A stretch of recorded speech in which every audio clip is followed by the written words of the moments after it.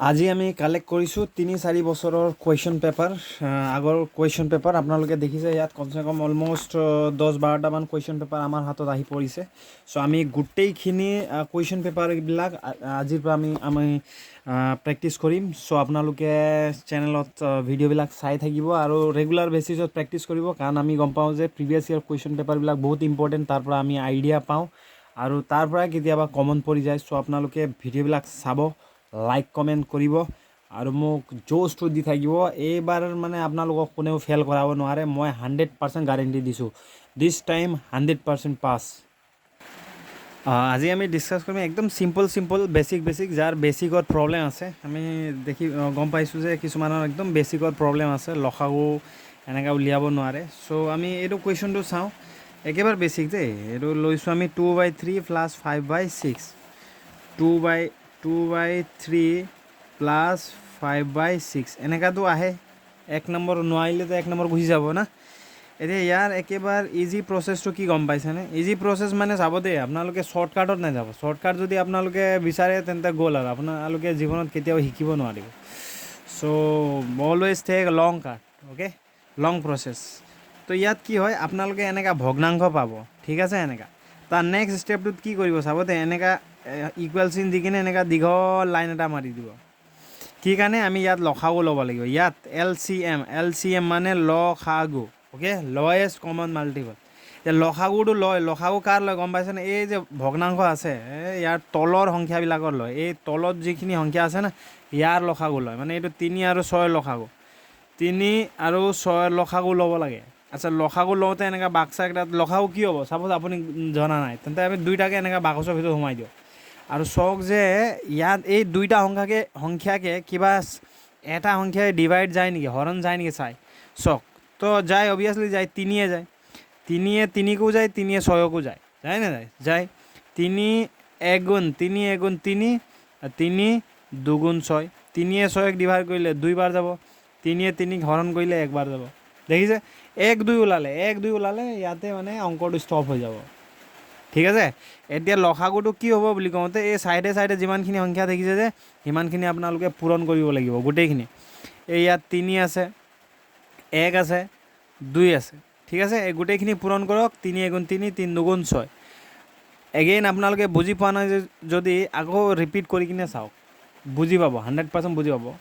ঠিক আছে এতিয়া লসাগু কিমান হ'ল 6 হ'ল এই 6টো ইয়াত লিখক ঠিক আছে সেই 6টো ইয়াত লিখক এতিয়া এই 6টো হ'ল লসাগু 3 আৰু 6 লসাগু হ'ল 3 এতিয়া চাওক এতিয়া কি কৰিব এই যোনটো প্লাছটো দেখিছে এইটো প্লাছটো বাদ দিয়ক এতিয়া এই চাওক 3 আৰু 6 লসাগু 6 এতিয়া এই যে 3 দেখিছে না এইটো 3 এতিয়া 3ৰ লগত কি পূৰণ কৰিলে 6 হয় তো আমি গম পাওঁ 3ৰ লগত 2 পূৰণ কৰিলে 3ৰ লগত 2 পূৰণ কৰিলে 6 হয় ঠিক আছে এতিয়া এই পূৰণ চিহ্নৰ আগত এতিয়া কি বহিব সেইটো জানিব হ'লে এই 3ৰ ওপৰত কি আছে চাওকচোন কি সংখ্যা আছে 2 আছে সেই 2টো ইয়াত বহাই দিয়ক ঠিক আছে প্লাছ চিন আছে প্লাছ চিন দিয়ক এতিয়া ছেম টু ছেম প্ৰচেছ এই লসাগুটো 3ৰো আছিলে এই লসাগুটো 6ৰো আছিলে এতিয়া 6ৰ লগত এইটো 6ৰ লগত কি পূৰণ কৰিলে 6 হ'ব তো 6 এগুণ 6 হ'ব 6 এগুণ 6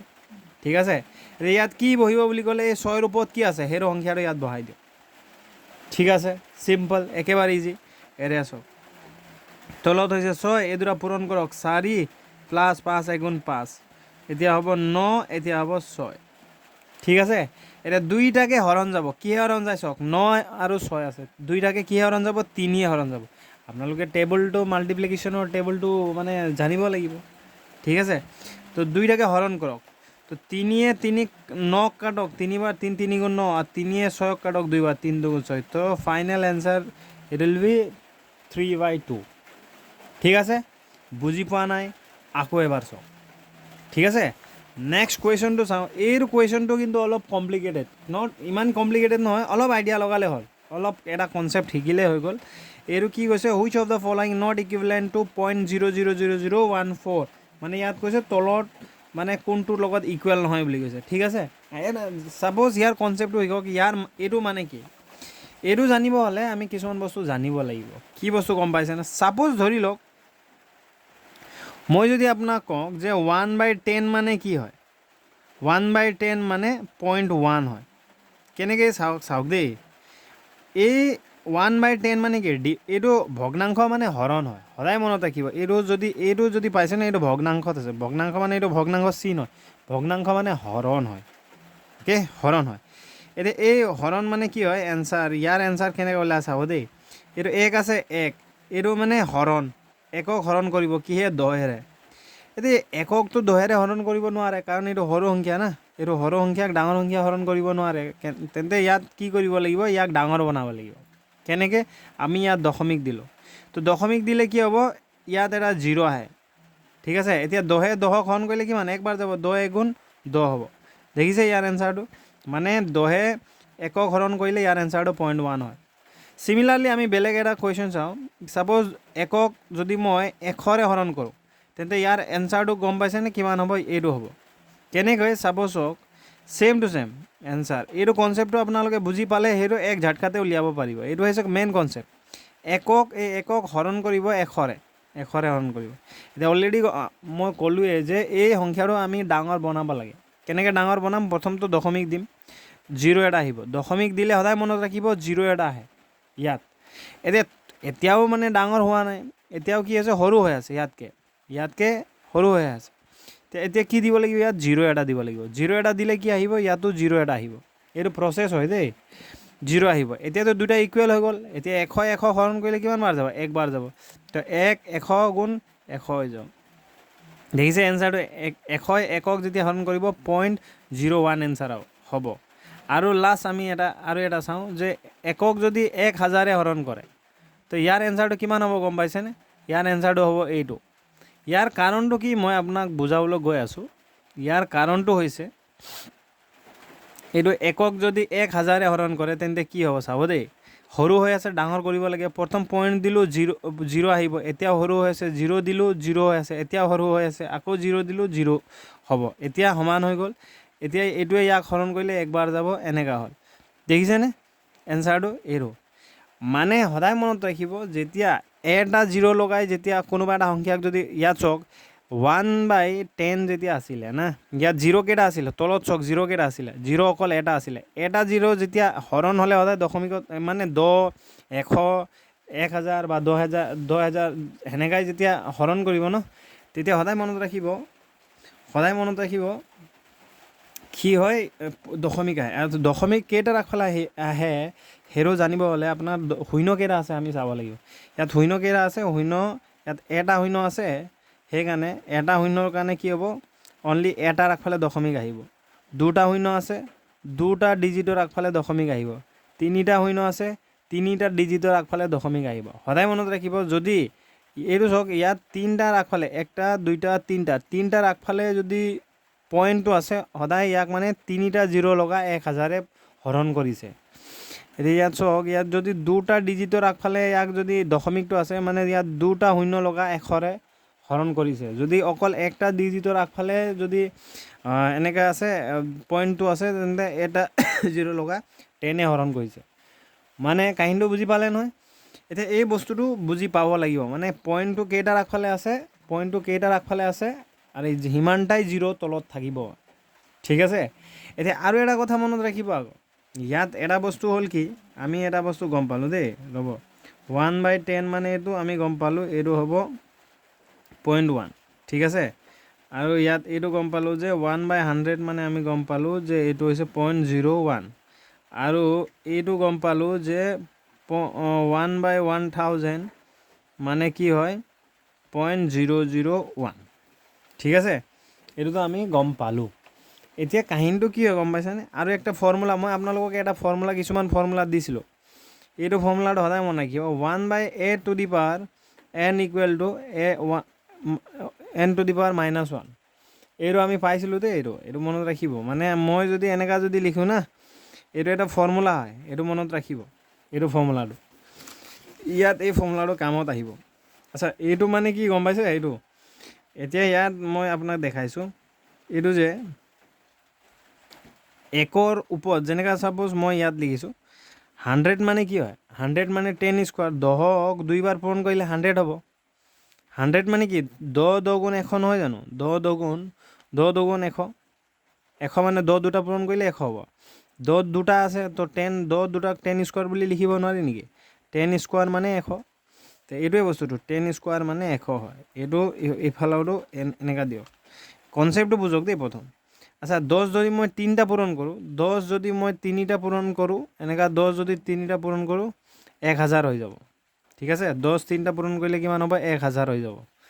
ঠিক আছে তো 10 3টা পূৰণ কৰিলে 10 কিউব হ'ব 10 কেইটা আছে 3টা পূৰণ হৈ আছে 10 কিউব এইটো মই আগত বুজাইছোঁ দেই আপোনালোকে পাৰ্ট নম্বৰ চাব সিৰিজ নম্বৰ 1 2 বুজাইছোঁ এইটো আপোনালোকে চাব এইবিলাক কনসেপ্ট হয় মেথছতো সৰু সৰু কনসেপ্ট আপুনি জানিব লাগে তো 10 কিউব 10 3টা পূৰণ কৰিলে 1000 হয় মানে 10 3টা 1000 মানে 1000 জেগাত আমি 10 কিউব বুলিও লিখিব পাৰোঁ 10 3টা পূৰণ কৰিলে এইটো মানে কি হয় 001 বুজি পাইছে না এইটো তো এইটো এনেকুৱা হয় এতিয়া চাওক 10ৰ ইয়াততো মানে 10ৰ ওপৰত একো নাই মানে কি আছে অকল 10 এটাই আছে সেইকাৰণে ইয়াতৰ ওপৰত একো নাই মানে এক এটা আছে এইটো মনত ৰাখিব এতিয়া ইয়াক যদি মই এইটো ফৰ্মুলাত বহাওঁ ইয়াক যদি না এইটো ফৰ্মুলাত যদি বহাওঁ তেতিয়া সদায় মনত ৰাখিব এইটো 10টো ইয়াৰ ওপৰত কিমান আছে 1 আছে এইটো এনেকুৱা হৈ যাব 10 - 1 হৈ যাব এইটো যে 10 - 1 হ'ব 10 - 1 মানো 0.1 হয় মনত ৰাখিব দেই এইটো মই কৈ আছোঁ আপোনাক এতিয়া 10ৰ ওপৰত কিমান আছে ফৰ্মুলা মতে 10ৰ ওপৰত 2 আছে যেতিয়া এইটোতো ভগ্নাংশত লিখোঁতে এনেকুৱা যদি আপুনি ভগ্নাংশত নিলিখি মাইনাছত লিখে তো এইটো 10 আহিব আৰু এই ভগ্নাংশৰ কাৰণে মাইনাছ আহিব আৰু এইটো 2 আহিব এইটো মানেও কিমান হ'ব 0.01 আহে ঠিক আছে আৰু এইটো চাওক এইটো মই আকৌ ক'লোঁ 10 এনেকা যদি ভগ্নাংশত আছে এনেকা হ'ব আৰু যদি ভগ্নাংশত নাই তেতিয়া কি হ'ব গম পাইছেনে ভগ্নাংশত নিলিখি যদি মাইনাছত লিখে প্ৰথম 10 লিখক এই ভগ্নাংশ মানে মাইনাছ আহিব আৰু এইটো 3 ঠিক আছে 0.001 কাহিনীটো দেখিছে নাই এইটো মানে ঠিক আছে এইটোৱে মেইন বস্তুটো মানে ইয়াত চাওক মাইনাছত আহিলে সদায় মানে এইটো পইণ্টটো আহে আৰু পইণ্টটো কেইটাৰ আগফালে আহে মানে ওপৰত কিমান পাৱাৰটো 10ৰ ওপৰত পাৱাৰ মানে এইটো ঘাতটো কিমান আছে এইটো কি 3 আছে 3টাৰ আগফালে থাকিব ইয়াৰ মেইন কাহিনীটো মই আপোনাক কি বুজাব গৈ আছোঁ এতিয়া ইয়াৰ মেইন কাহিনীটো আহিব এইটো দেখিছে না এইটো সংখ্যাটো এতিয়া মই আপোনাক ক'বলৈ গৈ আছোঁ কাৰণ ইয়াত কেতিয়াবা কিমানটামান মাইনাছতো দিছোঁতো সেইকাৰণে মই আপোনাক কৈছোঁ ইয়াত কুৱেশ্যনটো দিছে 0.0000 কেইটা চাই 1 2 3 4টা 0 আছে আৰু 14 আছে ঠিক আছে এইটো আছে আচ্ছা ইয়াত বস্তুটো কাহিনীটো কি গম পাইছেনে ইয়াত কাহিনীটো হ'ল এনেকা এইটো বস্তু চাব দেই এতিয়া ইয়াত এইটো 14 না এইটো হৈছে 14 এতিয়া ইয়াত চাওক কিমানটা ডিজিটৰ আগফালে মই আগতে কৈ থৈছোঁ মানে কি আছে কিমানটা মানে এইটো ডিজিট মানে অসমীয়াত কি বুলি কয় এইবিলাকক ডিজিট এটা মানে ডিজিট বুলি কয় দেই তো কিমানটা ডিজিটৰ আগফালে পইণ্ট আছে সিমানটা 0 আহিব ইয়াত 2টা ডিজিটৰ আগফালে পইণ্ট আছে 2টা 0 আহিলে একটা ডিজিটৰ আগফালে একটা 0 3টা ডিজিটৰ আগফালে 3টা 0 ঠিক তেনেদৰে ইয়াত কেইটা ডিজিট আছে 1 2 3 4 5 6 6টা ডিজিটৰ আগফালে কি আছে এইটো আছে মানে আপোনাৰ পইণ্টটো আছে না তো পইণ্টটো 6টা ডিজিটৰ আগফালে আছে মানে তলত 6টা 0 আহিব 1 2 3 6 ঠিক আছে 6টা ডিজিটৰ আগফালে এনেকৈ আহিব আৰু ওপৰত 14 আছে না এইটো সংখ্যাটো এইটো বহাব লাগিব মানে যেনেকৈ ওপৰত ইয়াততো 1 আছিলে 1টো ওপৰত বহে আৰু সিমানটা তলত 0 আহে ঠিক আছে ইয়াত 1 আছিলে 1 ওপৰত বহিব কিমানটা আগফালে আছে সিমানটা 0 বহিব ঠিক আছে এতিয়া চাওক ইয়াত সদায় এনেকৈ স্কোৱাৰ পাৱাৰত ইয়াক পাৱাৰ মানে এইবিলাকক পাৱাৰ বুলি কয় ঘাত বুলি কয় ঠিক আছে ইয়াত ঘাতটো মানে পাৱাৰটো কেইটা আহে সেইটো কেইটা 0 আছে ইয়াত 2টা 0 আছে তো ওপৰত 2 আহিব ইয়াত 3টা 0 আছে ওপৰত 3 আহে ঠিক তেনেদৰে ইয়াতো চাব দেই এইটো ভেৰি ইজি ইয়াতো কেইটা 0 আছে 6টা 0 আছে তো 10ৰ ওপৰত 6 আহিব ইয়াক যদি পাৱাৰত লিখে এনেকৈ আহিব 6 আহিব ঠিক আছে একেবাৰে ইজি দেই একেবাৰে ইজি এতিয়া চাওক বস্তুটো হ'ল এতিয়া এইটো এতিয়া এতিয়া মই যদি ভগ্নাংশত লিখোঁ না ইয়াত ভগ্নাংশত লিখোঁ তেন্তে কি হ'ব এইটো 14 আছে এইটো ভগ্নাংশত যেতিয়া আছে তো এনেকুৱা হ'ব কিন্তু যেতিয়া পূৰণত লিখিম না এনেকুৱা হ'ব কি হ'ব চাব দেই এইটো ওপৰত 14 আছে 14 দিয়ক এইটো চিনটো যেতিয়া ভগ্নাংশৰ সলনি যেতিয়া আপুনি পূৰণ দিব তেতিয়া তলৰটো মাইনাছত আহি যাব এই তলৰটো মাইনাছত কি মাইনাছত ডাইৰেক্ট 10 আৰু এইটো যেতিয়া সলনি যেতিয়া পূৰণ চিন দিব না এইটো মাইনাছ আহি যাব এইটো -6 আহি যাব 14 × 10⁶ তো এই সংখ্যাটো মানে কি হয় এইটো হয় এই সংখ্যাটো মানে এইটো হয় তো ইয়াত এইটো আছে 14 × 10⁻⁻6 তো ইয়াৰ এইটো ইয়াত কুৱেশ্যনটো কি কৈছে কোনটো ইকুৱেল নহয় বুলি কৈছে কোনটো ইকুৱেল নহয় বুলি কৈছে ঠিক আছে এতিয়া চাওক এইটোতো ইকুৱেল হয় ঠিক আছে ইয়াৰ এনচাৰটো এইটো নহ'ব কিন্তু এইটো আৰু এইটো ইকুৱেল হয় আচ্ছা এইটো ইকুৱেল হয় নেকি এইটোতো ইকুৱেল নহ'ব কাৰণ ইয়াতো 14 আছে ইয়াতো 10⁻6 আছে ইয়াতো মানে এইটো এনচাৰটো নহ'ব ইয়াত আপোনালোকে চালে গম পাইছোঁ এতিয়া ইয়াত চাব দেই এইটো মানেও এইটো হয় এইটো আৰু এইটো ইকুৱেল হয় কেনেকৈ মই আপোনালোকক দেখাইছোঁ এতিয়া আপুনি বুজিয়ে পাব এইটো কাহিনীটো মানে চাব এইটো আছে না এইটো কুৱেশ্যনটো চাব এতিয়া চাওক এইটো ইয়াত কাহিনীটো আপোনালোকে অলপ বুজি পালেই হ'ল 1.4 × 10⁻⁻5 আছে এইবিলাকেই কনচেপ্ট দেই মেথছৰ 1.4 × 10⁻⁻5 ঠিক আছে এইটো মানে এইটো চাওক এই সংখ্যাটো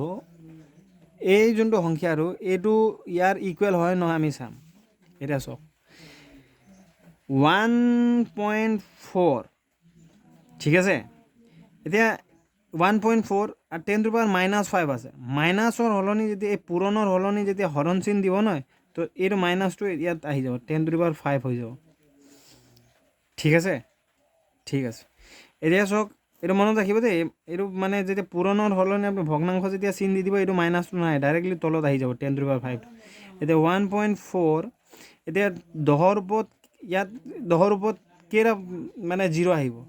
5টা আছে না 5টা আহিব 1 2 3 4 5 5টা আহিব মই আপোনালোকক অলৰেডি কৈছোঁ ইয়াত থাকিলে চাওক 10ৰ ওপৰত 2টা থাকিলে 2টা 0 আহিব দেখিছেনে এইটো